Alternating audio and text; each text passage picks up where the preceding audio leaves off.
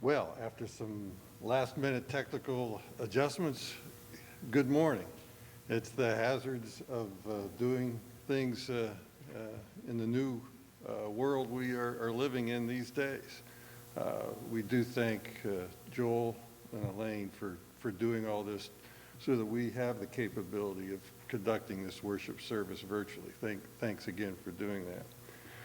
Again, good morning. I'm Dale Johannesmeyer, an elder here at Scots Kirk. On behalf of Pastor Jim Mitchell and the session of Scots Kirk, we welcome you to this virtual service. We do hope that we can, very shortly, maybe next week, start meeting again in person. Glory to God for that. We've frankly had 14 days since we had an infection within a worship service. And frankly, to the comfort of those that do attend, even though we had somebody more than likely that had the COVID here in a worship service 2 weeks ago, nobody else in the congregation got it. So coming here feeling safe, even if somebody unknowingly has it, I think is something we can do. So hopefully we can do that next week.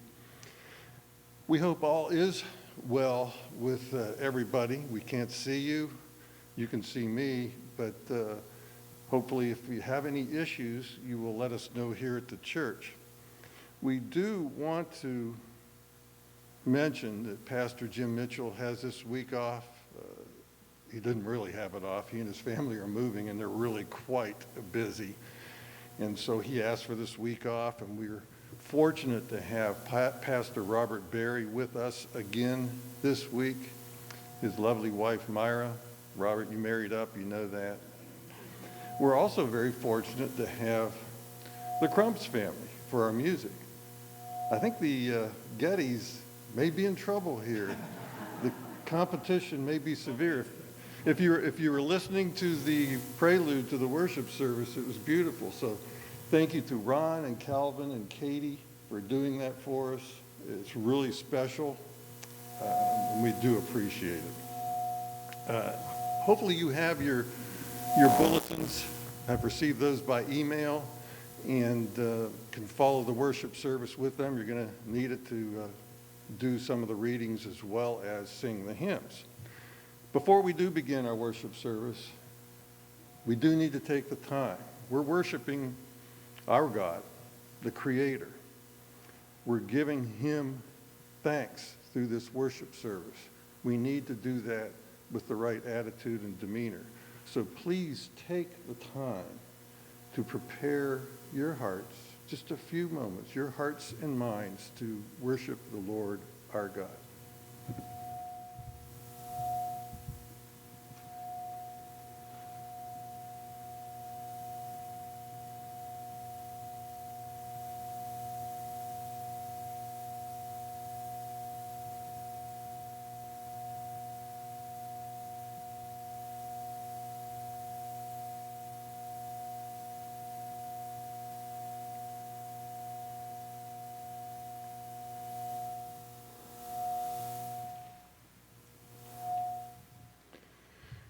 Our call to worship this morning is Psalm 100.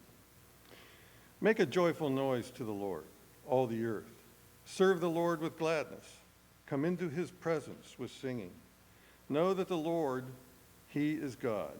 It is he who made us, and we are his. We are his people, and the sheep of his pasture. Enter his gates with thanksgiving, and his courts with praise. Give thanks to him, bless his name. For the Lord is good. His steadfast love endures forever, and his faithfulness to all generations. Praise God. Let us worship him. And we will do that beginning with the hymn of Jesus Christ's birth. At home, too, you can stand and sing hymn 196 from the Trinity hymnal. The verses are in your bulletin. The hymn is Come Thou Long Expected Jesus, and we're just going to do verses 1 and 4.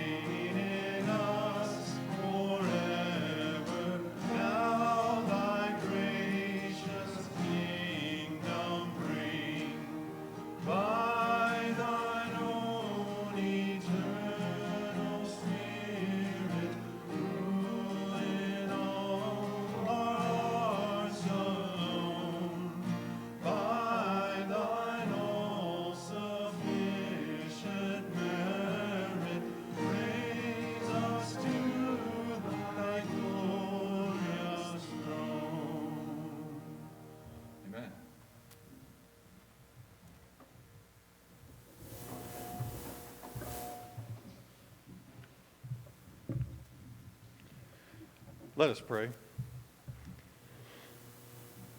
Heavenly Father, we come before you today to worship you and praise your name.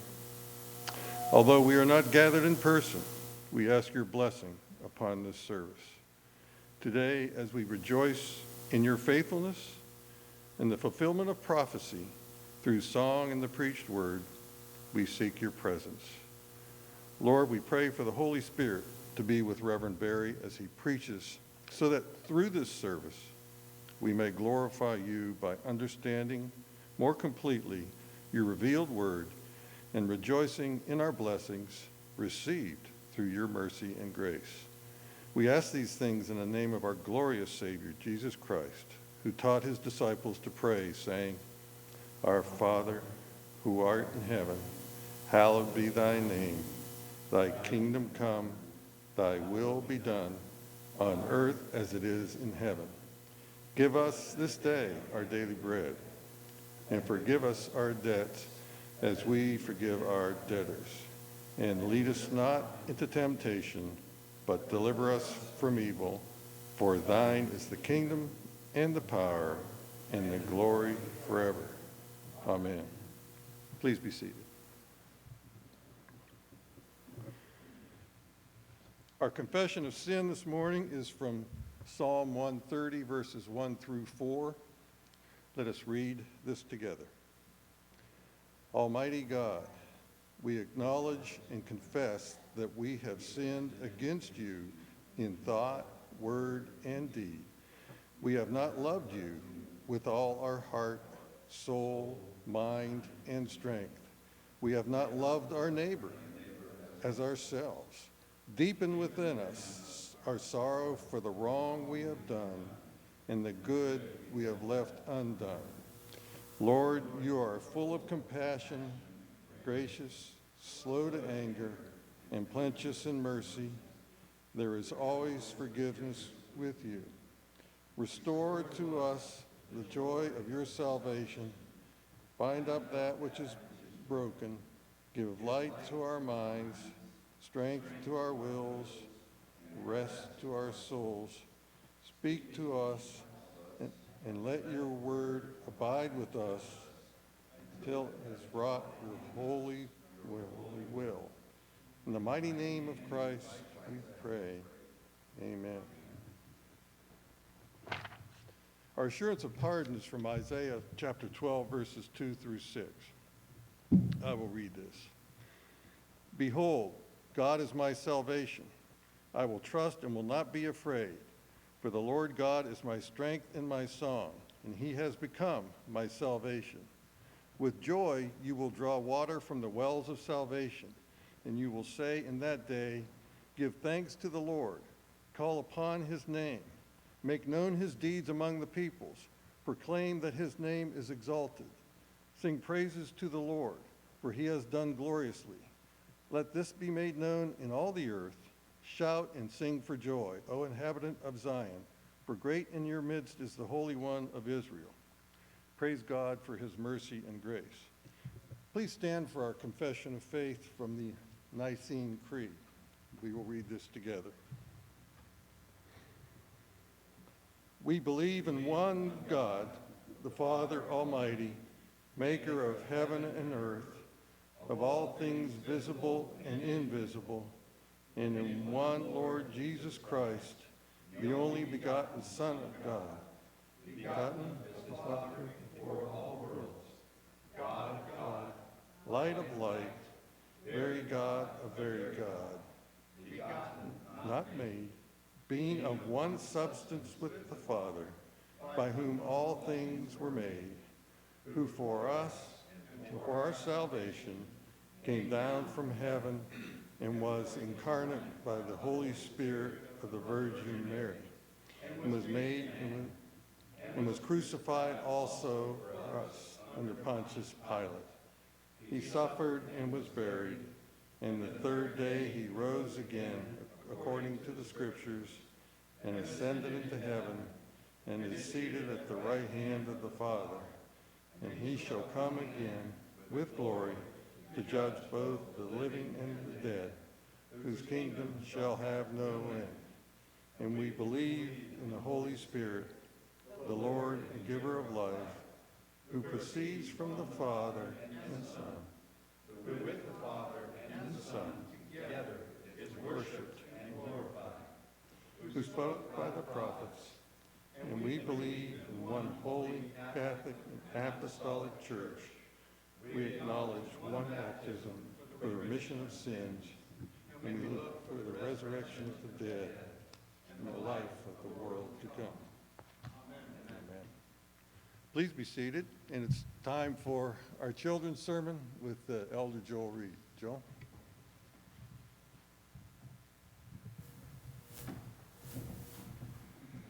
Well, good morning. I know it's hard, but I can hear you. I want to talk to you about a time when you felt like you were told you weren't big enough to do something. You know, I know growing up there were times when you wanted to do something. You wanted to help Dad, and he was like, no, you're not big enough yet. You'll get there, but you're not big enough yet.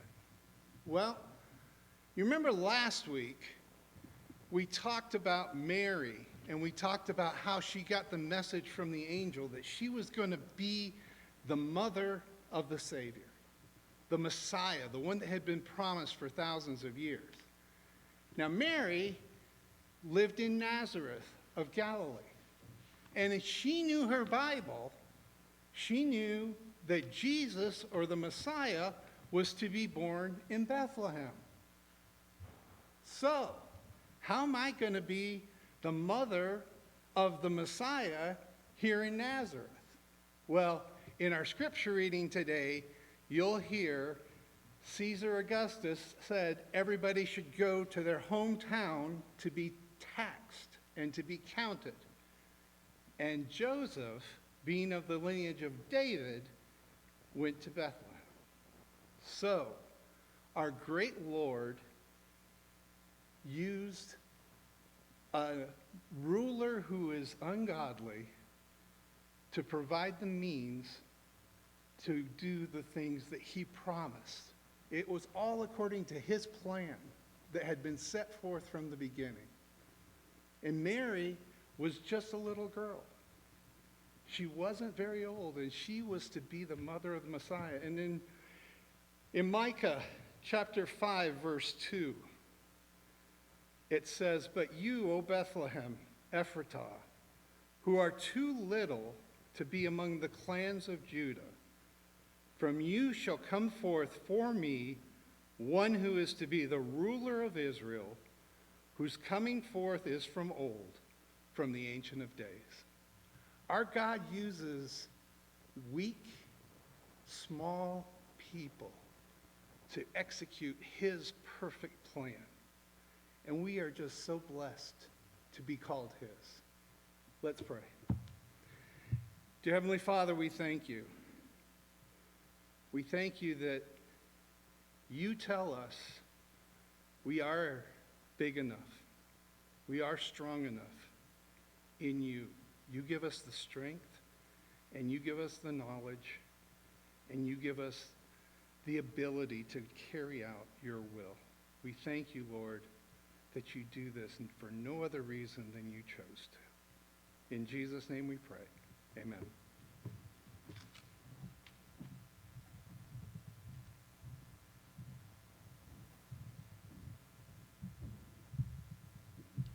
Thank you, Joel.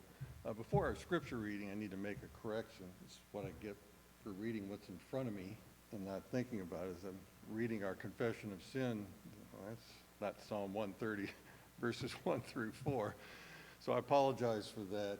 Psalm 130, verses 1 through 4 is great verses. I encourage you to read those, but that was not our confession of sin. Again, I apologize for that. Our scripture reading is Psalm 89.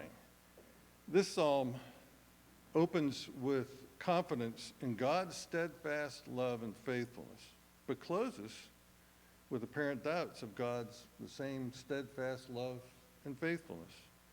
God established a covenant with David by promising that his special relationship with David would pass on to his obedient sons, But we know that the sons of David were not always obedient. There was a lot of disobedience, and there was punishment for that. That's listed in the psalm.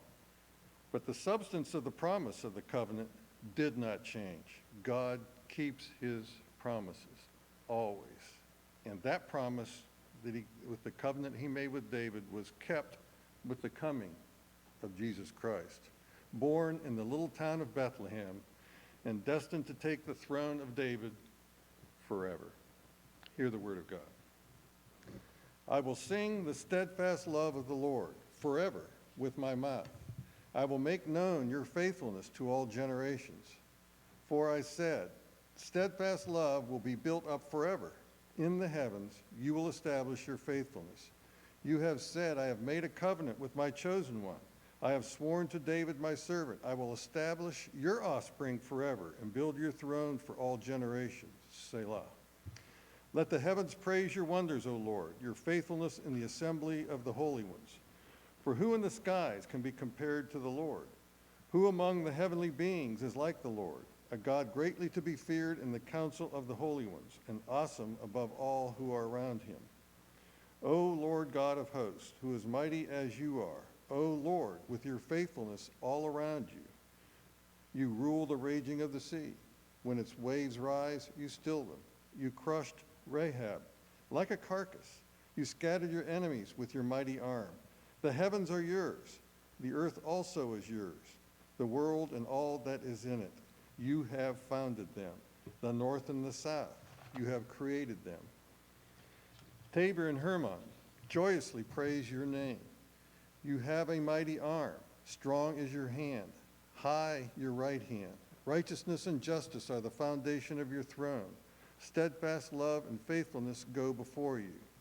Blessed are the people who know the festal shout, who walk, O Lord, in the light of your face, who exalt in your name all the day, and in your righteousness are exalted. For you are the glory of their strength. By your favor our horn is exalted. For our shield belongs to the Lord, our King, to the Holy One of Israel. Of old you spoke in a vision to your godly one and said, I have granted help to one who is mighty. I have exalted one chosen from the people. I have found David my servant. With my holy oil I have anointed him, so that my hand shall be established with him. My arm also shall strengthen him. The enemy shall not outwit him. The wicked shall not humble him. I will crush his foes before him and strike down those who hate him. My faithfulness and my steadfast love shall be with him, and my name shall be his horn. My name shall his horn be exalted. I will set his hand on the sea and his right hand on the rivers. He shall cry to me, you are my Father, my God, and the rock of my salvation. And I will make him the firstborn, the highest of the kings of the earth. My steadfast love I will keep for him forever, and my covenant will stand firm for him. I will establish his offspring forever, and his throne as the days of the heavens. If his children forsake my law and do not walk according to my rules, if they violate my statutes and do not keep my commandments, then I will punish their transgression with the rod and their iniquity with stripes. But I will not remove from him my steadfast love or be false to my faithfulness. I will not violate my covenant or alter the word that went from my lips. Once for all I have sworn by my holiness. I will not lie to David. His offspring shall endure forever, his throne as long as the sun before me. Like the moon it shall be established forever, a faithful witness in the skies. Selah. But now you have cast off and rejected. You are full of wrath against your anointed. You have renounced the covenant with your servant. You have defiled his crown in the dust. You have breached all his walls. You have laid his strongholds in ruins. All who pass by plunder him. He has become the scorn of his neighbors. You have exalted the right hand of his foes. You have made all his enemies rejoice. You have also turned back the edge of his sword, and you have not made him stand in battle. You have made his splendor to cease and cast his throne to the ground. You have cut short the days of his youth. You have covered him with shame. Selah. How long, O Lord, will you hide yourself forever. How long will your wrath burn like fire? Remember how short my time is. For what vanity you have created all the children of man. What man can live and never see death? Who can deliver his soul from the power of Sheol? Selah. Lord, where is your steadfast love of old, which by your faithfulness you swore to David? Remember, O Lord, how your servants are mocked, and how I bear in my heart the insults of all the many nations, with which your enemies mock, O Lord, with which they mock the footsteps of your anointed. Blessed be the Lord forever. Amen. The grass withers, the flower fades, but the word of our God shall stand forever. Let us pray.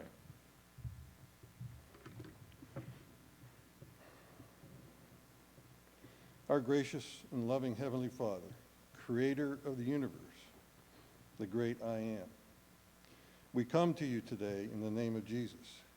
We have heard your promises, proclaimed by prophecy, that although much seems wrong in the world, we should not despair, but instead be comforted for what you have promised, for what has already been fulfilled, and the glory that is to come. We praise your faithfulness. Through your grace, we have salvation in store for us. Lord, even with such good news, we can be preoccupied by all the problems we see around us. Keep us from despair when our society seems dysfunctional. Comfort those who are living in the shadow of fear and anxiety. Help us to understand that our time here in this fallen world is but a vapor when compared to eternity. That the afflictions we bear now, though very real, are temporary. That you will not give us more than we can bear. That the victory is won.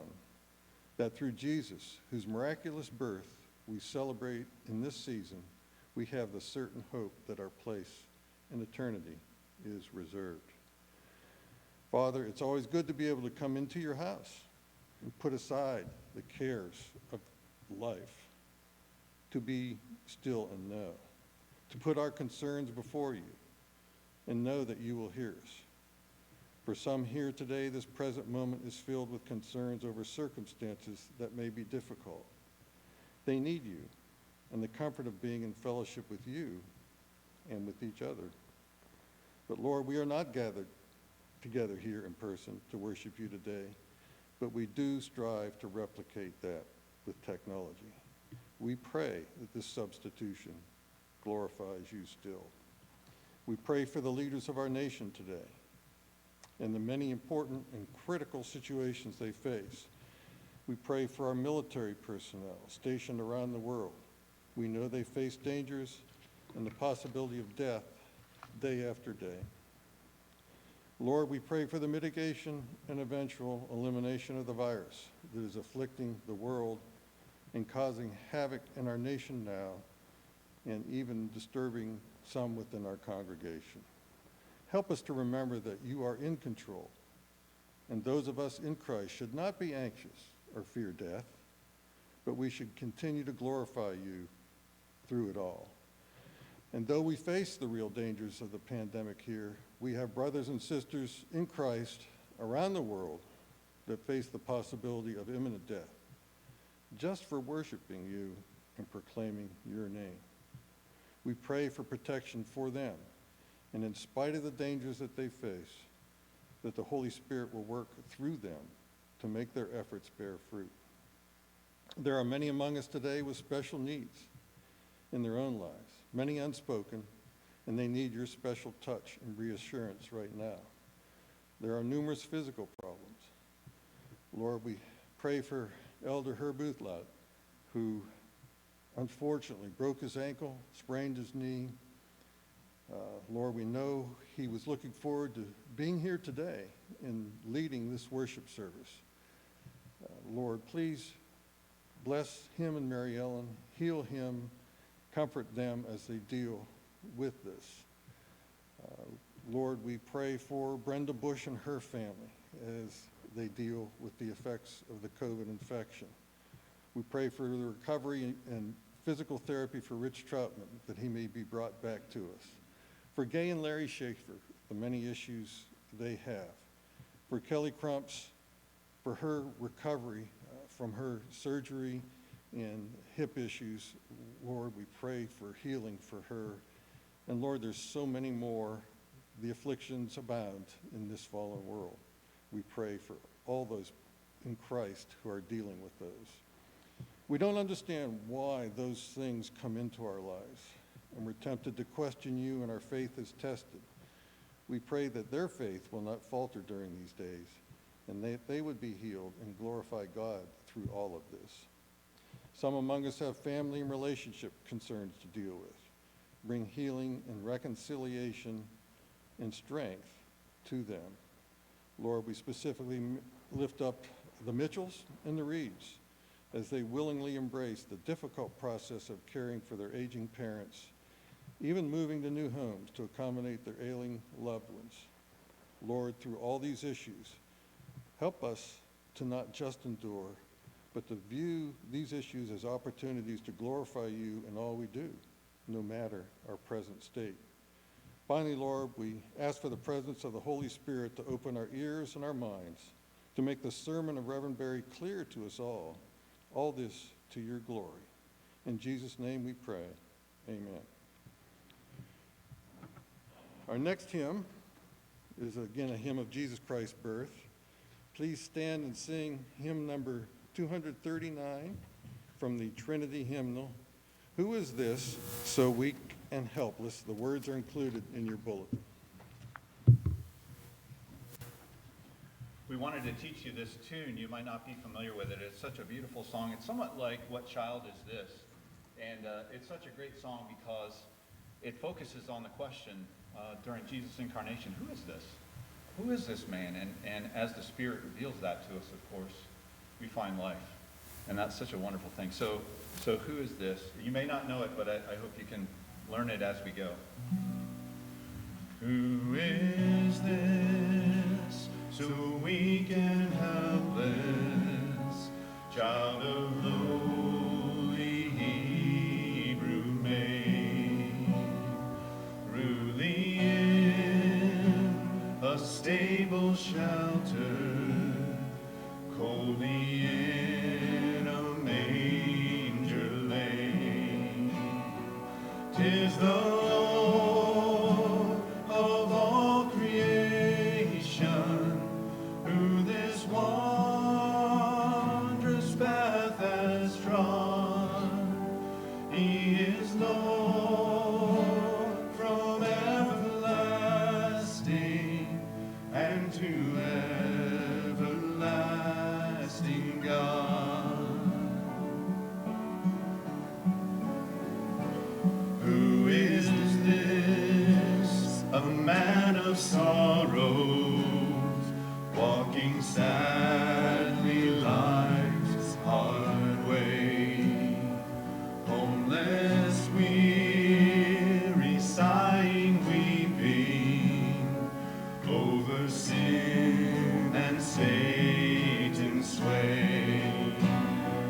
'Tis our God, our glorious Savior, who above the starry sky is for us a place preparing, where no tear can dim the eye.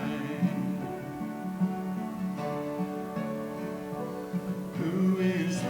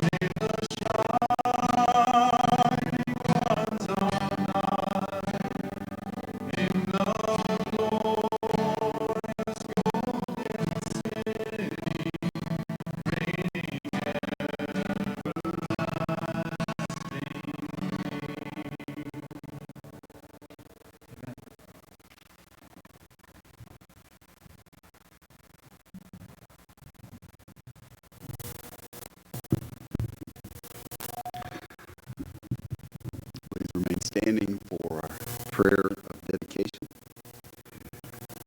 Lord, we thank you for this, your holy day, for the great privilege we have to enter into this time of worship. And we thank you for the worship and music that we have known. And we thank you for the words of encouragement from your holy word. We ask today that you would take and receive these gifts and offerings, that they would be received by you, used by you for your glory, that the giver would be blessed. We also pray that you would pour out your blessings upon this congregation in every way. And now, Lord, we commit these things to you and to your glory. For us in Jesus' name we pray. Amen.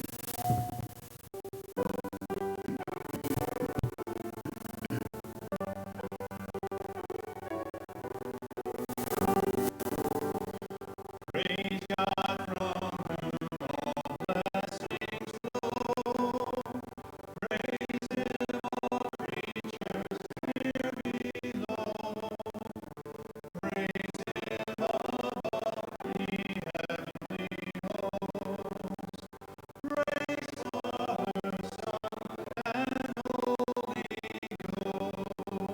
Ghost.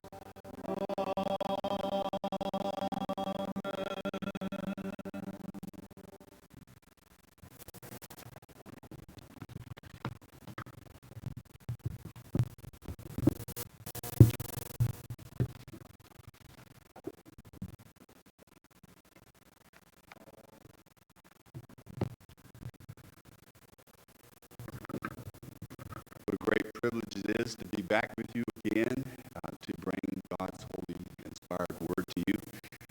We have many friends here, and certainly everyone here is a brother and sister in Christ, and so we rejoice to be with you here this Sunday and hear from God's holy word.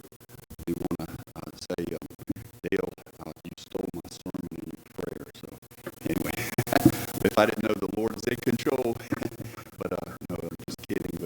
But the Lord be glorified through His holy word.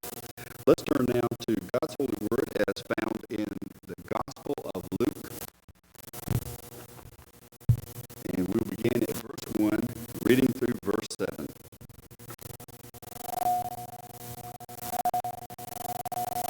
Give attention to God's holy, inspired, and inerrant word. In those days, a decree went out from Caesar Augustus that all the world should be registered. This was the first registration when Quirinius was governor of Syria, and all went to be registered, each to his own town. And Joseph also went up from Galilee, from the town of Nazareth to Judea, to the city of David, which is called Bethlehem, because he was of the house and lineage of David, to be registered with Mary, his betrothed, who was with child. And while they were there, the time came for her to give birth. And she gave birth to her firstborn son, and wrapped him in swaddling clothes, and laid him in a manger, because there was no place for them in the inn. In the reading of God's holy, inspired, and inerrant word, let's ask for His blessing on His word. Lord, we thank you for this portion of your word. We know, oh Lord, that every part of your word is inspired by you and is completely true and authoritative. We pray this day that by the power and the presence of your Holy Spirit, you would be pleased with your word. And we pray, oh Lord, that your word would go forth and not come back void. May it encourage, may it strengthen, may it help, may it confront us in our sin, but also may it comfort us in our sorrows. And now, Lord, for your glory, we pray these things. In Jesus' name, amen. So this is Christmas 2020.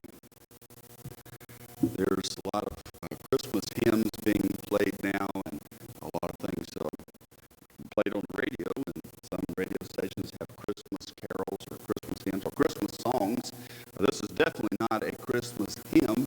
It's a song that comes on the radio every year at Christmas. It's not exactly one of my favorite songs. In fact, I don't really like it, but I think some of the words here perhaps would be meaningful. This is by John Lennon. So this is Christmas. It goes, and so this is Christmas. I hope you have fun. The near and the dear one very Merry Christmas and a Happy New Year. Let's hope it's a good one without any fear. Goes on to talk about war is over if you want. It was written in 1971. John Lennon and Yoko Ono. Some of you perhaps that's before your time, so you may have to bear with me here. They also had the boys choir, Harlem Boys Choir, in the background of that song. Well, tragically, John Lennon was killed right about Christmas in 1980. Sort of a little bit of a depressing song, but I want to call attention to the words here. Let's hope it's a good one without any fear. I think that's actually a good line. This is a good thought. Let's hope 2021 is a good one without any fear. Now, COVID-19 has tested us with our fears. Thankfully, though some of you have gotten it, some have not gotten it. I've had 2 members of my family to get it. My sister-in-law, my son actually had a temperature of 106. When he went in and was tested, he tested negative, but they said, we think you probably had it. But one of our former neighbors down in Florida, a deputy sheriff, got it, and actually he died. This was very early on with COVID. But one thing 2020 and COVID has brought out in our culture is fear.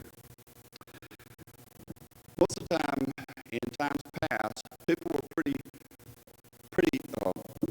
common. It was pretty common for people to realize that life is going to be short, and often it's going to be nasty, brutish, and short. And people really didn't expect to live a long time, but that's not our culture today, when people really expect to live a long time. So when COVID came along, what seemed to be a random chance death, you didn't know who might get it or how you might get it, and it could come to anybody. Of course, our younger people had a little bit of immunity going on there, but if you had any comorbidities, it certainly was a serious thing to think about.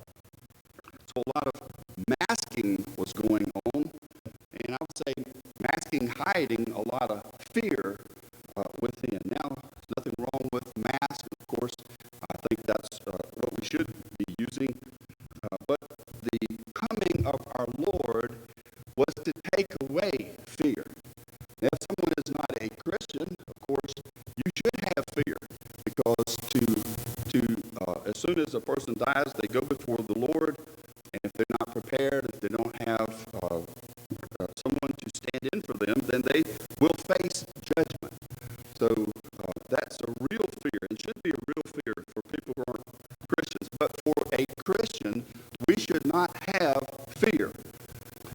Why do we fear? Well, a lot of people, they don't really think of it as fear of death so much as fear of the unknown.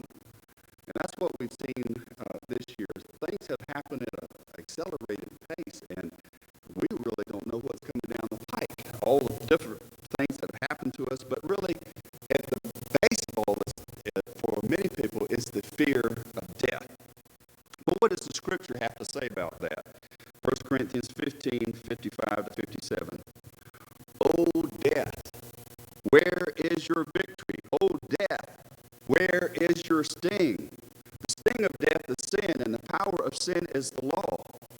But thanks be to God who gives us the victory through our Lord Jesus Christ. So why the fear of death? Well, first of all, not many people like pain. If you do like pain, there's something wrong with you. But also, we know instinctively death is not natural. Now, some people say well, death is natural, it's a part of life. It's not a part of life. It's the opposite of life. It's the end of life in this world.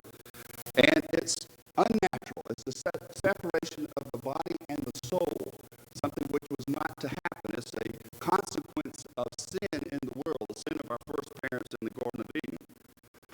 But there is a fear of death, which comes about because of a fear of judgment. Deep down, we know that there is a God. Even the people that don't believe in God, they say they don't believe in God. Deep down, they know there is a God, and they know they're accountable to that God.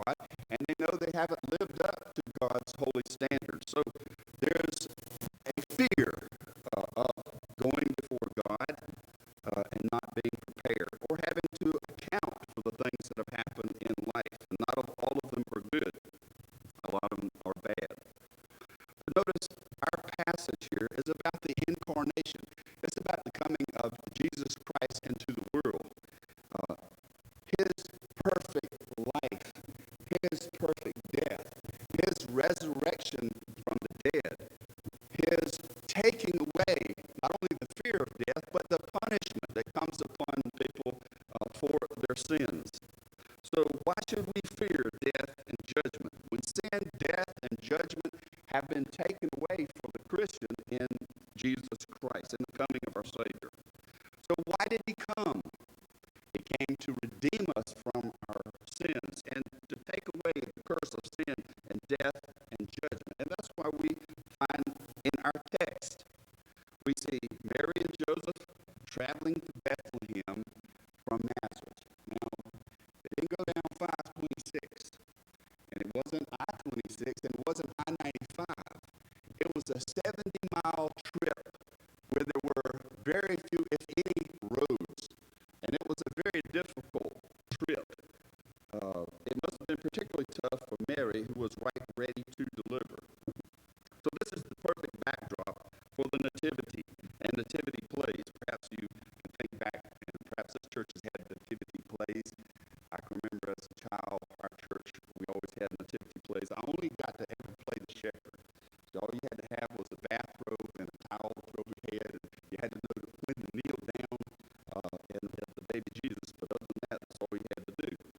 But notice here in our text, we have this scene which is from God's holy word. Now, what does this say to us in a time of uncertainty? We should, in times of uncertainty, turn to what is certain. And what is certain in this world? God's holy word. God's comfort from his holy word. Now, let's go back to the beginning of Luke here, just briefly, and I'm going to let your pastor Jim take up next Sunday from our passage on. But just give the context here. Luke is writing to Theophilus, a God lover, and he writes so that you may have certainty concerning the things that you have been taught. So he is saying, this is certain. This really happened. This happened in time and space history. So there are three parts to our text. The first, in verses 1 through 5, is a providential decree. Notice who is giving this decree. Caesar Augustus. Now Herod is mentioned earlier in chapter 1. Let's look at these particular individuals mentioned in our text by Luke the historian. He wanted to make sure that people realize the gospel story is rooted in history. There was a Herod the Great, one of the worst people to ever come down the pike. He was a great builder. He rebuilt the temple. He built aqueducts. He built a harbor. He was one of the great builders and architects of all time. But he was a horrible person. Because of his fear, he had at least one wife killed. He had at least two sons killed. A lot of people don't know this, but upon not only the babies in Bethlehem, but upon his death, he ordered that 70 leaders in Israel would be killed upon his death, which actually happened. So this is one of the worst people in history, but he is a historical person, and this is in the time of Jesus. It also mentions here Caesar Augustus. Now, who was this Caesar Augustus? He was the grandnephew of Julius Caesar. Julius Caesar died in 44 BC. Remember that Julius Caesar wanted to be worshipped. He took upon himself divine prerogatives. He tried to end the Roman Empire as we knew it, and that he might be worshipped himself, and he was murdered.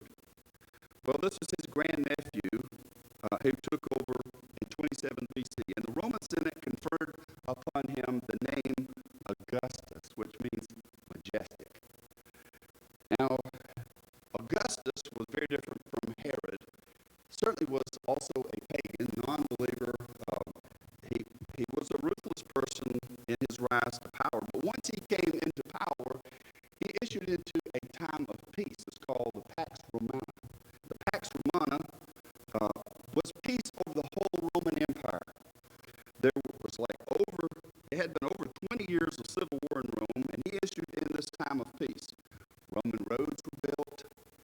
The seas were commanded by Rome. All the pirates were put down, so travel was made easy. The civilized world prospered. But he wasn't a Christian. He was far from perfect, but he was what God ordered to bring peace into the world for the coming of our Savior. A relative peace, a peace that came about through the sword, but a peace nevertheless. Now, what was this taxation about?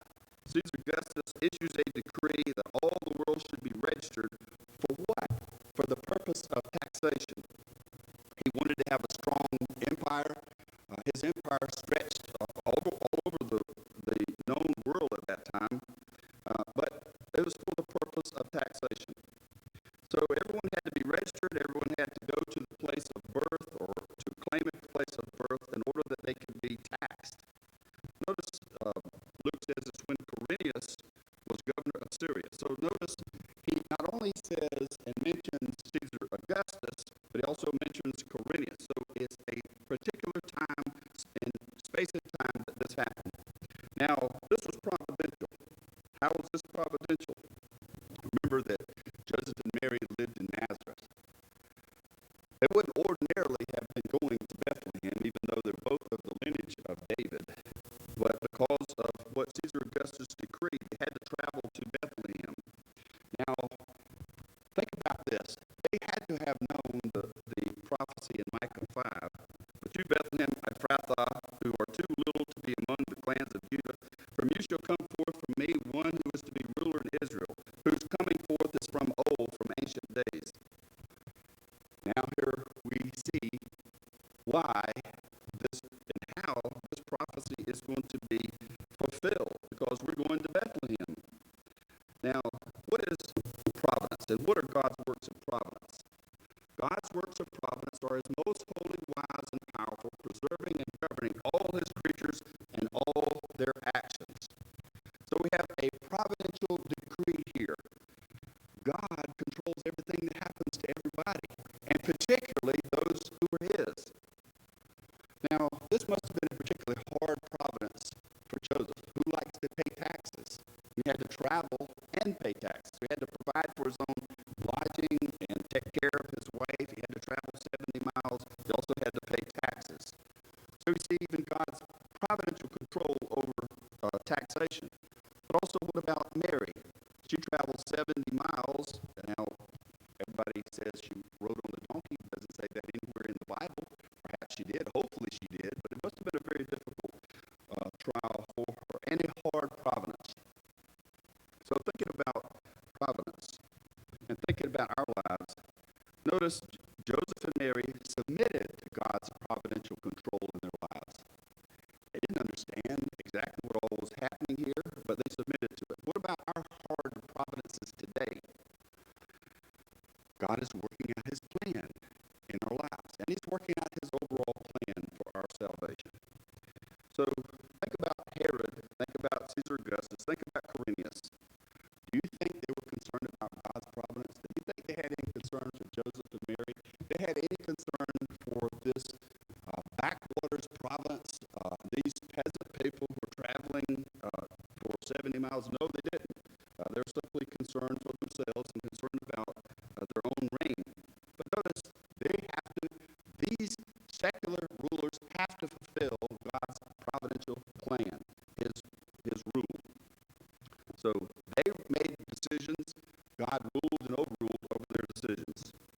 Now we know from Scripture that Jesus is the one who upholds the universe by the word of his power. That means everything has to happen according to his purpose and plan. And think about this. The one who upholds the universe was the one who would be born of a virgin in Bethlehem. That's just astounding to think about. So God rules the world in keeping with his plan of salvation. Now, secular history goes on, but God's sacred history is the most important. Sometimes we think what happens in the news is the most important thing in the world. This is ridiculous. What's most important in the world is what God is doing in the world. People are coming to know Jesus Christ. Perhaps this COVID has been a thing that when people start thinking about death, perhaps that makes them call upon God or think about God salvation. So he's ruling and overruling over all that happens in this world. What about all the difficulties that we've been through and we've seen? Sickness and death,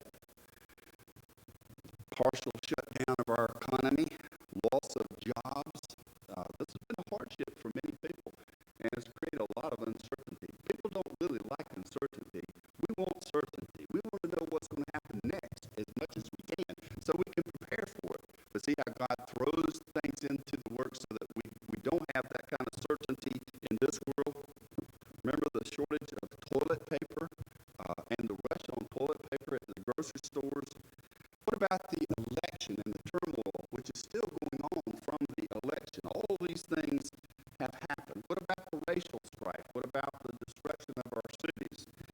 What about the distrust of our men in blue?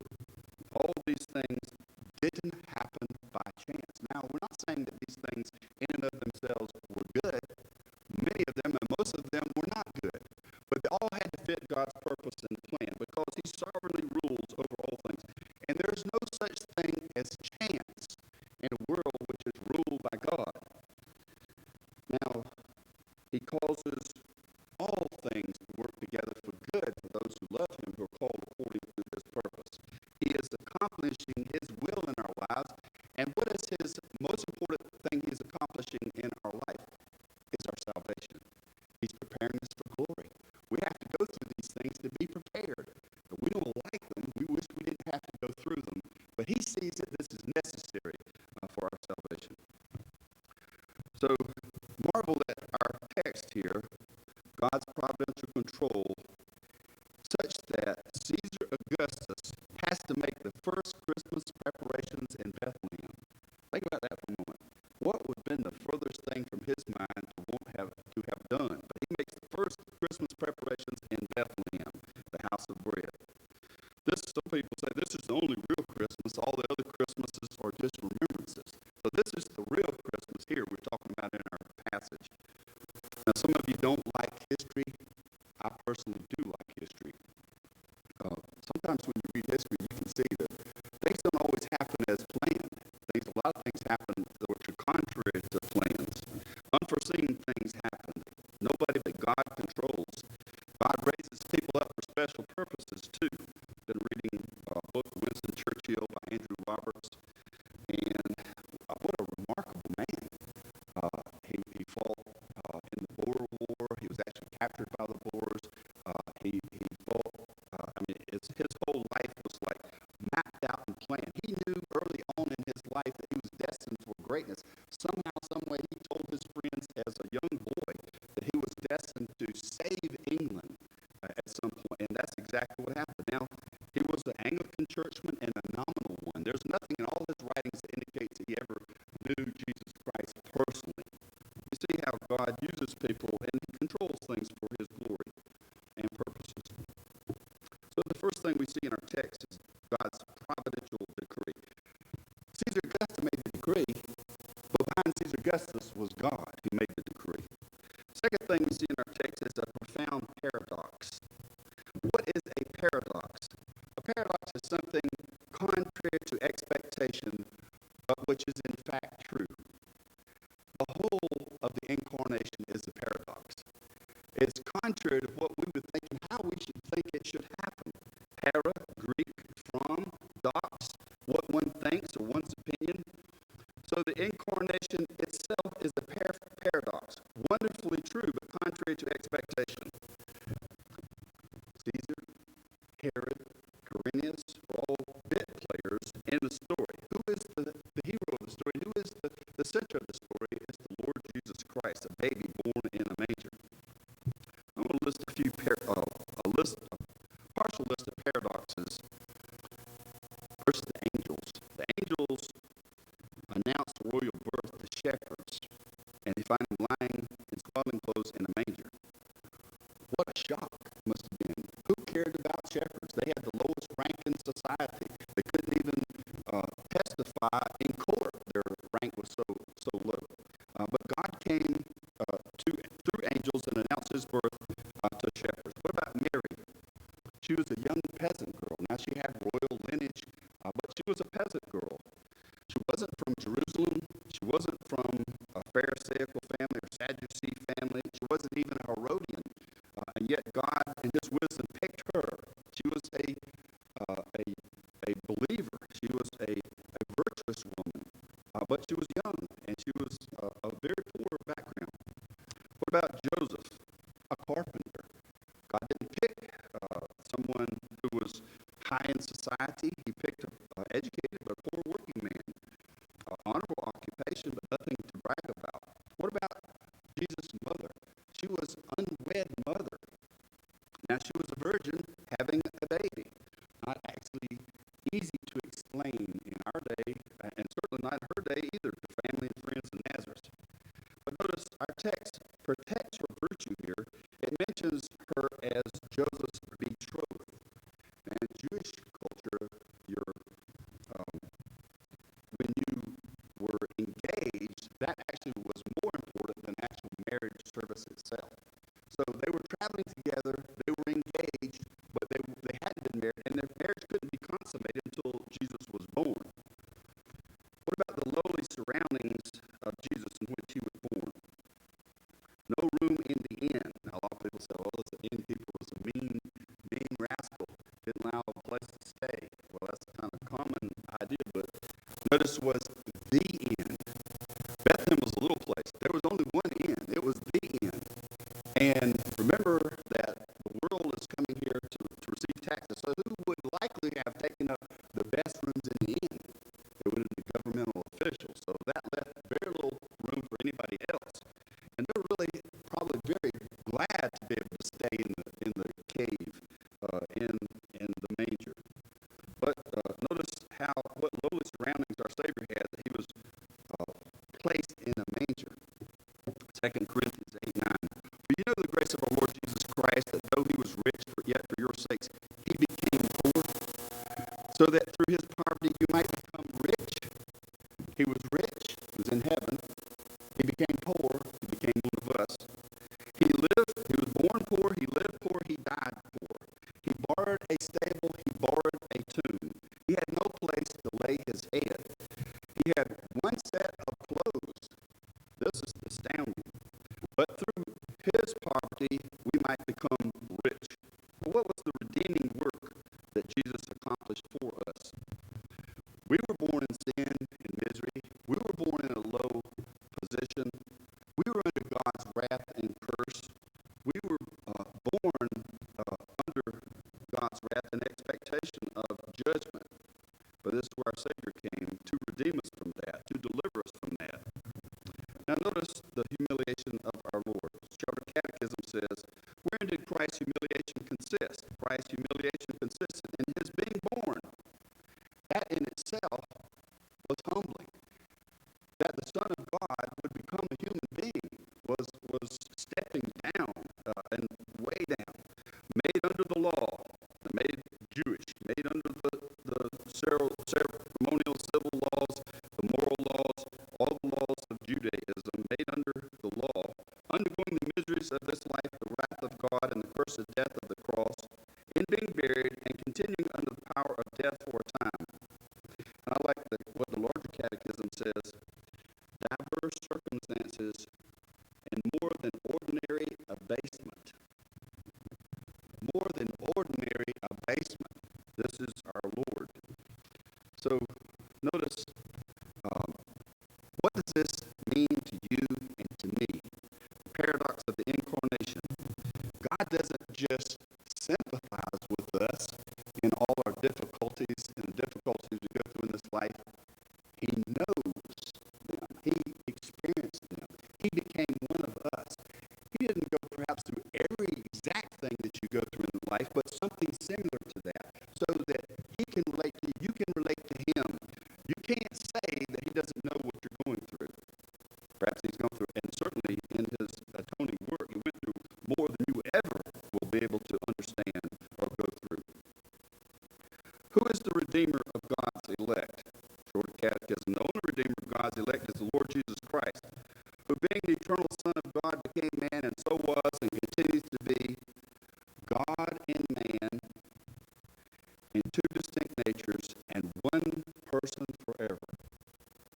So consider the paradox of the Incarnation. This is not how we would have written the script. This shows itself to be from God. Only he would write it this way. Only he would have it come out this way. It's true, but contrary to our expectations. Galatians 4:4 and 5. But when the fullness of time had come, God sent forth his Son, born of a woman, born under the law, to redeem those who are under the law, so that we might receive adoption as sons. He came to redeem us, to buy us back from judgment. So there's a providential decree. There's a profound paradox, and then there's a promise fulfilled. While they were there, the time came for her to give birth, and she gave birth to her firstborn son, wrapped him in swaddling clothes, and laid him in the manger. There you have it.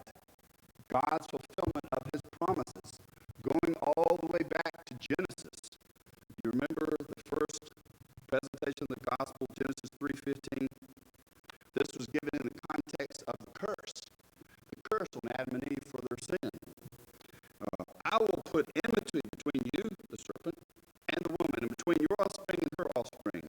He shall bruise your head. You shall bruise his heel. The seed of the woman, now in Hebrew, seed means sperm. So that's had to be really something unusual here. The sperm of the woman, the seed of the woman is going to crush the head of the serpent. Now this is, of course, poetry, but it indicates his conception was going to be very different. His conception, this is an intimation of the virgin birth here, even in Genesis 3:15. Notice the seed is masculine. A person born of woman is going to crush the head of the serpent. There's a painting, Michelangelo Mercy de Caravaggio, 1573-1610. Now, this is Roman Catholic, of course. Madonna and Child with a serpent. It's Renaissance clothing. It's Baroque. She's standing holding a naked child, Jesus. Under her feet is a writhing serpent, and the child has placed his foot on top of Mary's foot, whose foot is on top of the serpent's head. It's crushing the serpent's head. Now remember, this is Roman Catholic here. In Genesis, the one who crushes the head of the serpent is masculine. Now, Jesus didn't need Mary's help. Okay, this is definitely Roman Catholic here, but it's such a beautiful picture. And thinking about the coming Messiah, Jesus Christ, would crush the head of the serpent. He would make a fatal blow on Satan, and then Satan would give him a blow, bruise his heel. Now, we say, well, did Jesus die? Yes, he did die. But then he didn't stay dead. Remember, the third day he rose from the dead. So it's picturesque of what would happen. Isaiah 7:14, therefore God himself will give you a sign. The virgin will be with child and give birth to a son, and you will call him Emmanuel, which means God with us. This was fulfilled as stated in Matthew 1 as well about the birth of Jesus. Now, remember Micah 5 about Bethlehem. Why Bethlehem? Bethlehem is a hole in the road. It's known worldwide because of Jesus. Other than that, there would be no reason to go there. I understand it's 5 miles outside of Jerusalem. If you go there now, you can go to the cave. Perhaps some of you have been there. They say it's not really a whole lot to see there. It's not much for a reason to go there. Of course, we had some difficulties there in the past, politically and everything as well. But this is where God chose for his son to be born. It was the fulfillment of Micah. This was given 700 years before. Here we have this fulfillment. So the Genesis prophecy was given 4,000 years before. Micah and Isaiah prophecies are given 700 years before. All these were fulfilled. This is God's present to us. This is God's gift. This is fulfillment of prophecy. Now, what else does the scripture say? John 3:16. For God so loved the world that he gave his only begotten Son, that whoever believes in him should not perish but have everlasting life. God didn't just look down upon us and feel sorry for us. He acted.